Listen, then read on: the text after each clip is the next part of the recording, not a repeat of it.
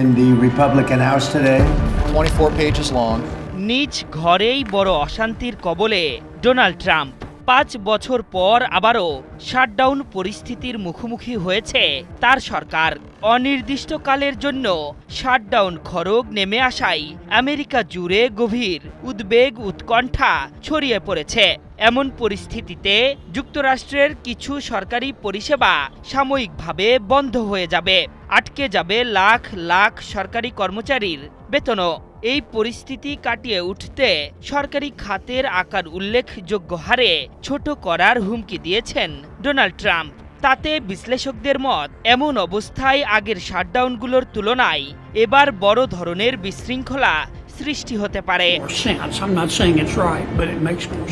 বার্তা সংস্থা রয়টার্স জানিয়েছে, স্থানীয় সময় মঙ্গলবার মধ্যরাত থেকে যুক্তরাষ্ট্রে শুরু হয়েছে শাটডাউন। ১৯৮০ সালের পর থেকে এ পর্যন্ত ১৫ বার মার্কিন সরকারের কার্যক্রম আংশিকভাবে শাটডাউন হয়েছে। প্রেসিডেন্ট ট্রাম্পের দ্বিতীয় মেয়াদের এটি প্রথম বড় শাটডাউন। তবে এবারের অচলাবস্থা ফেডারেল সরকারকে কঠিন পরিস্থিতির মুখোমুখি দাঁড় করাবে বলে ধারণা বিশ্লেষকদের। Good afternoon, everyone. We are only hours away. কাতার ভিত্তিক সংবাদ মাধ্যম আল জাজিরা জানিয়েছে, কোনো কারণে কংগ্রেস যদি ব্যয় বিল পাশ করতে ব্যর্থ হয় বা প্রেসিডেন্ট সেই বিলে স্বাক্ষর করতে অস্বীকার করেন, তখনই ঘটে শাটডাউন। গত সোমবার হোয়াইট হাউসে Trump, vice president JD Vance এবং কংগ্রেসের শীর্ষ নেতাদের মধ্যে ফেডারেল ব্যয় নিয়ে রুদ্ধদ্বার বৈঠক চলে। তাতে অবশ্য কোনো অগ্রগতি হয়নি, বরং দুপক্ষই নিজেদের অবস্থানে অনড় থাকায় অচল অবস্থার সৃষ্টি হয়েছে। তবু যতটুকু আশা ছিল তা মঙ্গলবার স্তিমিত হয়ে যায়।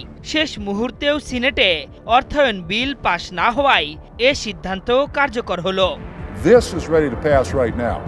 Vice president JD Vance Republican নেতাদের পাশে নিয়ে গণমাধ্যমে সাংবাদিকদের বলেছেন, ডেমোক্র্যাটরা সঠিকভাবে কাজ করছেন না। আপনি আমেরিকানদের মাথায় বন্দুক ঠেকিয়ে বলতে পারেন না। এদিকে ডেমোক্র্যাটরাও ছেড়ে কথা বলছে না।